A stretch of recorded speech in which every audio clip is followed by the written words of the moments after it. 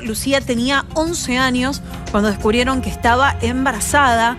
Polémica en Jujuy por una nena de 12 años violada por un vecino y embarazada. En Argentina, cada 4 horas una niña menor de 14 años es obligada a parir. Este dato tan doloroso es del Ministerio de Salud de la Nación. La mayoría de estos embarazos surgen a partir de la violencia sexual o de falta de acceso a la salud sexual. Abusó de ella un hombre de 60 años. El violador era la pareja de su abuela. Son niñas, no madres. Es la consigna de quienes luchan por los derechos de estas niñas. En este programa vamos a hablar de un caso que movilizó a todo el mundo. Y para eso nos acompaña Pichi Matías, una amiga de Metecrisis y narradora feminista. Gracias, Cami. Así es, hablamos de Lucía, una niña que quedó embarazada por culpa de un abuso. Y además le impidieron acceder a un aborto. Yo lo que vi ayer fue una niñita absolutamente vulnerable, aferrada a los brazos de su mamá, pidiendo por favor que terminemos con este calvario. Cuando hablamos de Lucía, hablamos de todas las niñas que son obligadas a parir.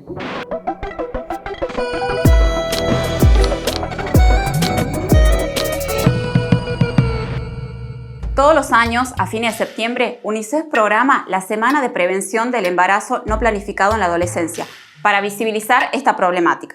En los últimos años, en Argentina y en toda Latinoamérica, los movimientos de mujeres comenzaron a advertir también el tema de los embarazos infantiles y descubrieron que la mayoría de estos embarazos son embarazos forzados. O sea, se trata de niñas que quedan embarazadas producto de violaciones y encima además son obligadas a parir porque su voluntad no es tenida en cuenta. Estaba cubierta dentro del derecho a realizarse una interrupción legal del embarazo. Hubo muchos problemas para que pudiera acceder. Y en estos casos, por supuesto, el tiempo juega en contra del deseo de esa niña. Cada año en todo el mundo quedan embarazadas 2 millones de niñas de menos de 15 años.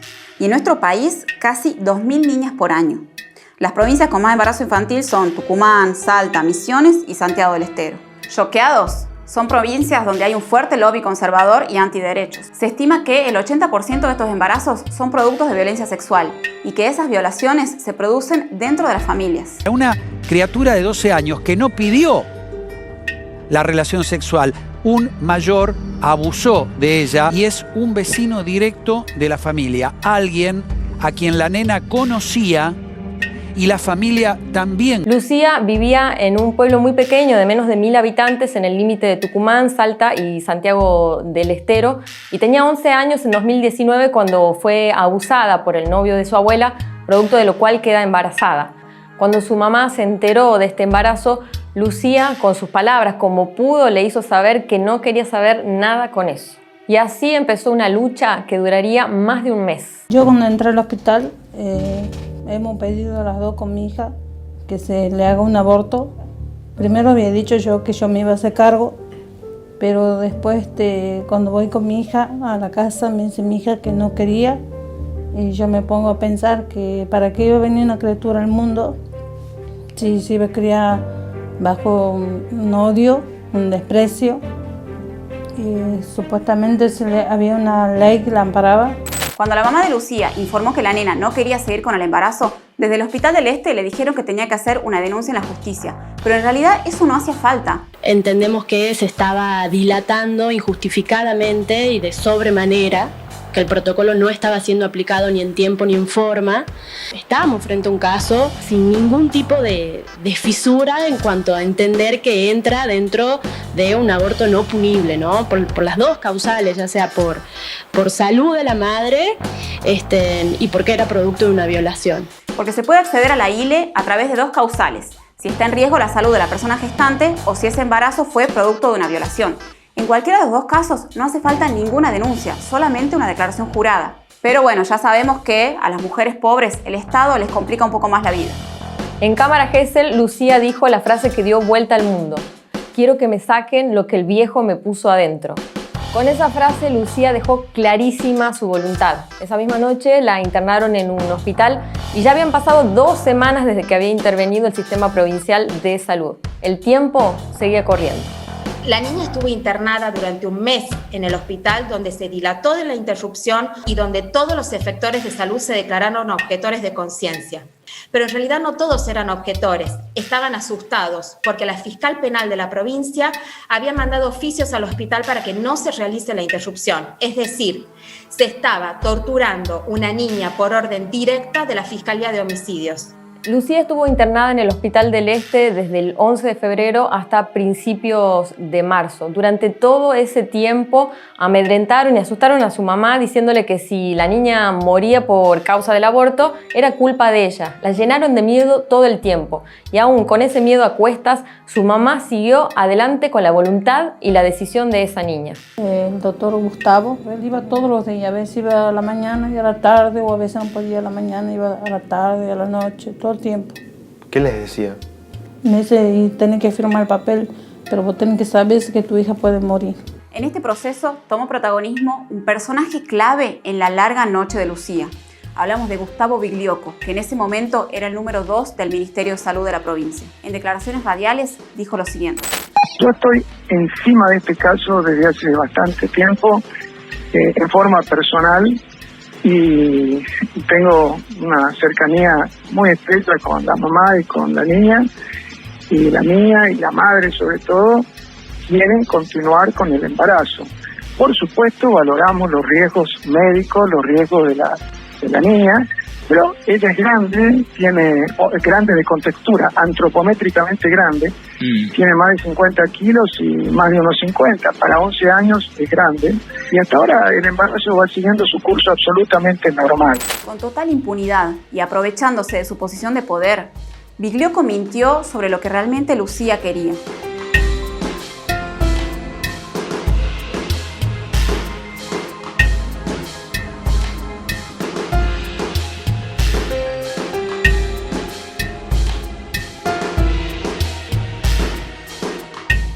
Además, este personaje la llenó de promesas a la mamá de Lucía para convencerla de que no interrumpan el embarazo. O sea que Biglioco te prometió una casa y becarla a tu hija para que estudie medicina. Sí, y él me prometía que a todas mis hijas que le iba a hacer estudiar. Él me quería comprar la vida a la criatura, me quería comprar a la criatura. Le regaló una tablet, le prometió becas para estudiar, hasta le dijo que le iban a construir la casa. Incluso llegaron a sacarle los techos de la casa y quedó destruida, porque las promesas de este señor nunca se cumplieron. Eso no es todo. Todos los días entraba a la habitación de Lucía un cura que le hacía la señal de la cruz diciéndole que Dios no quería que haya muertes. Ella no quería que ningún hombre se le arrime y él se le arrimaba a hacerle cruz en la frente. Y ella gritaba y le decía que no se le arrime. Era nada más y nada menos que el capellán del hospital, Roque Olea. Todo esto sucedió hasta el 25 de febrero, día en que la familia de Lucía se contactó con el colectivo Ni Una Menos a pedido de Lucía, quien dijo llamen a las del pañuelo verde. Andes y CLADEM, dos organizaciones que son parte del colectivo Ni Una Menos, tomaron cartas en el asunto y asumieron responsabilidades en este caso. 24 horas después se realizó esta microcesárea después de 27 días de una dura espera en una provincia totalmente convulsionada.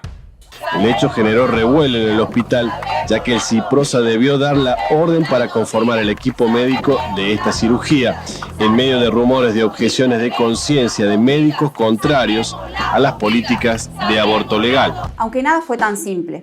Antes de la intervención médica, el arzobispo Carlos Sánchez llamó a rezar para impedir la interrupción del embarazo de Lucía. Además, difundió un audio donde se revelaba el verdadero nombre de Lucía, porque recordemos que Lucía no se llama Lucía. Cuando estos casos se hacen públicos, a las nenas se les pone un seudónimo para proteger sus derechos y su identidad. Y a toda esta movida de Sánchez se sumaron, por supuesto, los movimientos antiderechos que convocaron una marcha hasta el hospital. Y como frutilla al postre, se sumó también el Poder Judicial. La entonces fiscal Adriana Giannoni prometió denunciar penalmente a los médicos que le practiquen el aborto a Lucía. Y cumplió. Esa misma noche les abrió una investigación a los médicos José Gijena y Cecilia Uset, que son profesionales del sector privado que se ofrecieron a realizarle el aborto porque ningún médico del sector público se había ofrecido a hacer. Todos se habían declarado objetores de conciencia. Cuando llegamos al quirófano, bueno, ahí nos damos con otra sorpresa desagradable, porque en ese momento, delante de nuestras miradas, las enfermeras que tenían que circularnos durante la intervención quirúrgica y las instrumentadoras declararon que ella era la objetora de conciencia y no había más nadie. No podíamos defraudar nuevamente a esta niña, no podíamos abandonarla, así que decidimos, ante toda dificultad, intervenirla quirúrgicamente. Qué loco, ¿no? Un poder del Estado investiga a médicos llamados por el mismo Estado para que realicen una práctica que el Estado debería haber garantizado. Este bardo que se comieron los médicos te lo cuenta Martín en una crónica martiana que lo podés encontrar en nuestro Instagram. El tiempo pasó y la Comisión Interamericana de Derechos Humanos denunció las violaciones a los derechos de la niña. La justicia tucumana, por su parte, condenó a cadena perpetua al abusador de Lucía. Además, definió medidas reparatorias para la familia de Lucía. Por un lado, que el Estado le garantice una escolaridad a ella y a sus hermanos, que le den una casa y trabajo para su mamá. Y por otro lado, se le exigió al Poder Ejecutivo que brinde capacitaciones y medidas de prevención de estos embarazos infantiles. Y también se le pidió que se releven datos estadísticos sobre esta problemática. Se celebra además que en la sentencia se haya dejado plasmada la necesidad de un accionar directo del Poder Ejecutivo sobre Lucía y las campañas de prevención.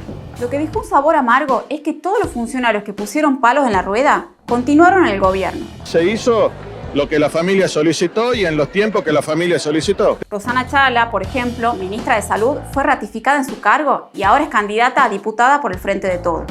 Lucía es un caso muy especial de una niña que nosotros hemos atendido con amor y dedicación desde el primer día y hemos hecho lo que ella quería, su voluntad, cuando ella quiso. Gustavo Ilioco, por su parte, fue cambiado de área dentro del Ministerio de Salud. Y Elizabeth Ávila, que era directora del Hospital del Este, ahora es delegada de la Superintendencia de Tucumán. ¿Qué tal? Nosotros en el año 2018 tenemos 18 casos, Lucía. Y hemos resuelto el tema. El problema es cuando se mediatiza. Hoy Lucía va a la escuela, juega con su celular, se junta con amigas, intenta hacer la vida de cualquier adolescente porque a pesar de todo el calvario y el horror que le tocó vivir, lo importante es que pudo decidir sobre su propio cuerpo. Por eso es importante la implementación de la ESI, Educación Sexual Integral, para detectar casos de abusos o de políticas públicas que nos ayuden a la prevención de embarazos. Y en el caso de que eso suceda, una niña, un adolescente pueda acceder a un aborto legal, seguro y gratuito. Son niñas, no madres. Desde el equipo de Metacrisis elegimos este tema porque nos parece una problemática que debe estar en agenda y que debe ser más visibilizada. Por eso también la elección de esta fecha. Si te pareció importante este tema, podés dejarnos un comentario, me gustear y compartir este video. También podés invitarnos un cafecito a través del link que te dejamos en la descripción. Esto fue Metacrisis, bebe el lunes.